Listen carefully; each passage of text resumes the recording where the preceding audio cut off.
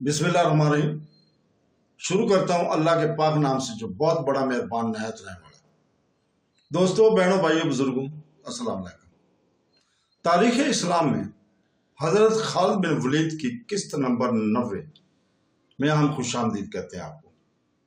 दोस्तों, बहनों, भाइयों, बुजुर्गों, कल हम जहाँ पहुँचे थे वो था किला, एक औरत का किला जिसको मना ने मुआसरा किया हुआ था। मना मसन्ना बिन हारसा का भाई था। मना तेजी से उठा और इसी तेजी से बाहर निकल गया और सवारों के कमांडरों से ने मना को तफसील से बताया कि उन्होंने तलाशी किस तरह ली है और क्या कुछ देखा है। कहीं भी इन्हें कोई ईरानी सिपाही नजर नहीं आया। इस औरत का अपना कबीला था जिसके आदमी तीरों, तलवारों और बर्छियों वगैरह से मुसल्लह थे। इनमें मना के सवारों के खिलाफ लड़ने की हिम्मत नहीं थी। किले की मालकिन ने इन्हें लड़ने की इजाजत भी नहीं दी थी। इस किले को अपनी अतात में लेना जरूरी था क्योंकि ये किसी भी मौका पर ईरानियों के काम आ सकता था। मना ने इधर उधर देखा, वो औरत इसे नजर ना आई। मना अंदर चला गया। कुछ मिला मेरे किले से? औरत ने पूछा। नहीं, मना ने जवाब दिया, मेरे लिए शक रफा करना जरूरी था और अब ये पूछना जरूरी समझता हूँ कि मेरे किसी सवार ने तुम्हारे किसी आदमी या औरत को या मैंने तुम्हें कोई तकलीफ तो नहीं पहुंचाई? नहीं, औरत ने कहा और जरा सोच कर बोली, लेकिन तुम चले जाओगे तो मुझे बहुत तकलीफ होगी। क्या तुम ईरानियों का खतरा महसूस कर रही हो? मना ने पूछा। या तुम्हारे दिल में मुसलमानों का डर है? दोनों में से किसी का भी नहीं, औरत ने जवाब दिया। मुझे तन्हाई का डर है। तुम चले जाओगे मुझे तन्हाई का एहसास होगा जो तुम्हारे आने से पहले नहीं था। मना ने इसे सवालिया निगाहों से देखा। तुम अपने फर्ज में इतने उलझे हुए होकर तुम्हें यह एहसास भी नहीं कि तुम एक जवान आदमी हो। औरत ने कहा, फाता सबसे पहले मुझ जैसी औरत को अपना खिलौना बनाते हैं। मैंने तुम जैसा आदमी कभी नहीं देखा। अब देखा है तो दिल चाहता कि देखते ही रहूं। क्या मैं तुम्हें अच्छी नहीं लगी? मना ने इसे गौर से देखा, सर से पांव तक, फिर पांव से सर तक देखा। इसे एक आवाज सुनाई दी। खुदा की कसम, मैंने किला सर करने वालों को एक औरत की तीखी नजरों और अदाओं से सर होते हुए देखा है। क्या तुम होश में नहीं हो? औरत ने पूछा। मैं शायद जरूर से ज्यादा होश में हूं। मना ने कहा, तुम मुझे अच्छी लगी हो या नहीं ये बात की बात है। इस वक्त मुझे तुम्हारा किला अच्छा लग रहा है। क्या ये मेरा ये तोबा कबूल करोगे? औरत ने कहा, हाँ, ताकत से किला सर करने की बजाय मुझसे ये किला मोहब्बत के तोहफे के तौर पर ले लो तो क्या ये अच्छा नहीं है? मोहब्बत? माना ने ज़ेरे लब मुस्कुराया और कहा, फिर सर झुककर जैसे बेदार हो गया। कहने लगा, मोहब्बत का वक्त नहीं, मैं तुम्हारे साथ शादी कर सकता हूं अगर तुम रजामंद हो तो पहले अपने सारे के सारे कबीले समेत इस्लाम कबूल करो। मैंने कबूल किया। और ने कहा, मैं इस मजहब पर जान भी दे दूंगी जिसकी तुम पैरोकार हो। दो मौरखों, तबरी और इब्ने रस्ता ने इस खातून का जिक्र तफसील से किया है, लेकिन दोनों की तहरीरों में इस खातून का नाम नहीं मिलता। शहनशाह फारस अर्धशेर आग बगोला हो जा रहा था। इसे हरमज पर गुस्सा आ रहा था जिसने कुमक मांगी थी। कुमक भेजने के बाद इसे अभी कोई इतला नहीं मिली थी कि मैदान जंग की सूरत हाल क्या है। वो दरबार में बैठता तो मुजस्सम अकाब बना होता। महल में वो कहीं भी होता तो इस कैफियत में होता कि बैठते बैठते उठते खड़ा होता, तेज तेज टहलने लगता और बिला वजह किसी न किसी पर गुस्सा झाड़ने लगता। इस रोज वो बाग में टहल रहा था जब इसे इतला मिली कि कारण का कासद आया। बजाय इसके कि वो कासद को बुलाता, वो कासद की तरफ तेज चल पड़ा। क्या कारण ने इन सहराई गिदड़ों को कुचल डाला? और शेर ने पूछा। शहनशाह फारस, कासद ने कहा, जान बख्शियो, शहनशाह का गुलाम अच्छी खबर नहीं लाया। क्या फारन? कारण ने भी कमक मांगी है? अर्धशेर ने पूछा। नहीं शहनशाह फारस, कासद ने कहा, सालार हरमज मुसलमानों के हाथों मारा गया है। मारा गया? अर्धशेर ने हैरत से कहा, क्या हरमज को भी मारा जा सकता था? नहीं नहीं, ये गलत है, ये झूठ है। इसने गर्ज कर कासद से पूछा, तुम्हें ये पैगाम किसने दिया? सलार कारण بن کریاس نے کاسر نے کہا ہمارے 2 سالار مارے جا چکے ہیں اور 2 آ رہے ہیں، قباز اور انوشجان پسپا ہو کر آ رہے تھے، باقی سپاہ بھی جو زندہ تھے ایک ایک کر کے 2 کر کے اگلے پیچھے آ رہی ہے۔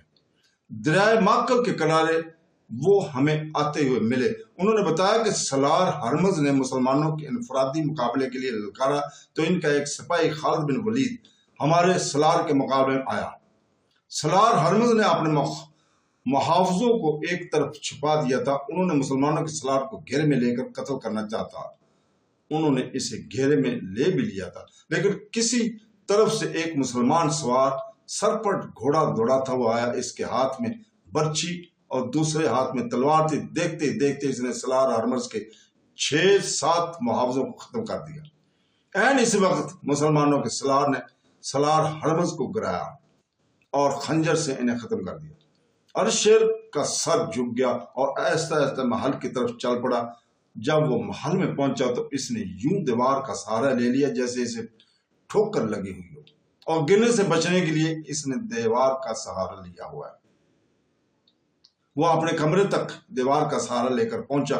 کچھ دیر بعد محل میں ہڑبڑ سی مچ گئی، طبیب دوڑے آئے اور شیر کسی مرض کا اچانک حملہ ہو گیا تھا۔ یہ صدمے کا اثر تھا، فارس کی شہنشاہی شکست سے ناشنا رہی تھی۔ اسی پہلی ضرب رومیوں کے ہاتھوں پڑی تھی اور فارس کی شہنشاہی کچھ حصے سے محروم ہو گئی تھی۔ اب اس شہنشاہی کو اس قوم کے ہاتھوں چوٹ پڑی تھی جسے ارض شیر قوم سمجھتا تھا، سمجھنا ہی نہیں تھا۔ ارض شیر کے لیے یہ صدمہ معمولی نہیں تھا۔ کارن بن کریاس ابھی دریائے ماکل کے کنارے پر خیمہ زن تھا۔ اس نے وہاں اتنے دن اس لیے قیام کیا تھا کہ ہرمز کی فوج کے آگے ہوئے کمانڈر اور سپاہی ابھی تک چلے آ رہے تھے۔ کارن انہیں اپنے لشکر میں شامل کرنا چاہ رہا تھا۔ ہرمز کے دونوں سالار قباز اور انوشجان اس کے ساتھ ہی تھے۔ وہ اپنی شکست کا انتقام لینے کا عہد کیے ہوئے تھے۔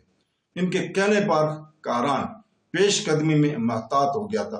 قیام کے دوران اس کے جاسوس اسے اطلاعیں دے رہے تھے کہ مسلمانوں کے سرگرمیاں اور عزائم کیا ہیں۔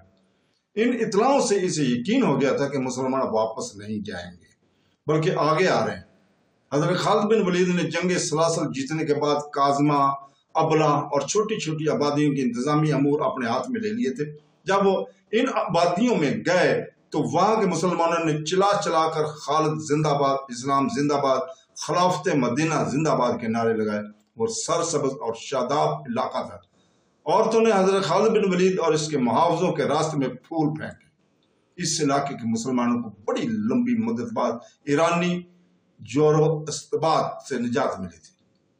حضرت خالد بن ولید نے کیا تو ہماری عصمتوں کا انتقام لے گا۔ خالد کو کئی عورتوں کی آوازیں سنائی تھی، ہمارے جوان بیٹوں کے خون کا انتقام خالد انتقام۔ یہ ایک شور تھا، للکار تھی۔ حضرت خالد بن ولید اس شور سے گزرتے جا رہے تھے۔ ہم واپس جانے کے لیے نہیں آئے، خالد نے وہاں کے مسلمانوں سے کہا، ہم انتقام لینے آئے ہیں۔ مسلمانوں کے ایک وفد نے خالد کو ہٹایا، بتایا کہ اس علاقے کے غیر مسلموں پر وہ بھروسہ نہ کرے، یہ سب فارسیوں کی مددگار ہے۔ وفد نے خالد کو بتایا، مجوسیوں نے ہمیشہ ہمارے خلاف مخبری کی ہے۔ ہمارے بیٹے جب فارسی فوج کی کسی چوکی پر شب کو مارتے تھے تو مجوسی مخبری کر کے ہمارے بیٹوں کو گرفتار کروا دیتے تھے اور تمام عیسائیوں اور یہودیوں کو گرفتار کر لو۔ حضرت خالد بن ولید نے حکم دیا اور مسلمانوں میں سے جو اسلامی لشکر میں آنا چاہتے ہیں آ جائیں۔ وہ پہلے ہی مسنا بن حارثہ کے ساتھ چلے گئے ہیں۔ حضرت خالد بن ولید کو جواب ملا، فوراً ہی مجوسیوں اور دیگر غیر مسلموں کو پکڑ دکڑ شروع ہو گئی۔ ان میں سے صرف انہیں جنگی قیدی بنایا گیا جن کے متعلق مستقل شہادت مل گئی کہ انہوں نے مسلمانوں کے خلاف جنگی کارروائیاں کی تھی یا مخبری کی تھی۔ نظم و نسق کے لیے اپنے کچھ آدمی کاظمہ میں چھوڑ کر حضرت خالد بن ولید آگے بڑھ گئے۔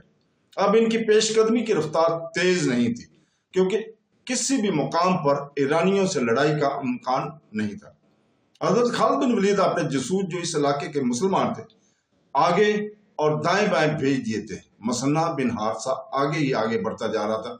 वो दरियाए महक्कल अबूर करना चाहता था, लेकिन दूर से इस ईरानियों की खैमागाह नजर आई। वो बहुत बड़ा लश्कर था। मसन्ना ने पास 1500 से कुछ ज्यादा सवार थे। इतनी थोड़ी तादाद से मसन्ना ईरानी लश्कर से टक्कर नहीं ले सकता था। हमें यहीं से पीछे हट जाना चाहिए, मसन्ना के एक साथी ने कहा। यह लश्कर हमें घेरे में लेकर खत्म कर सकता है, समझने की कोशिश करो। मसन्ना ने कहा, अगर हम पीछे हटे तो फारसियों के हौसले बढ़ जाएंगे। हमारे सिपह सलार हजरत खालिद बिन वलीद ने कहा था कि पेशतर इसके कि फारसियों को दिलों से हमारी दहशत खत्म हो जाए, हम इन पर हमले करते रहेंगे और हमें अपनी दहशत बरकरार रखनी है।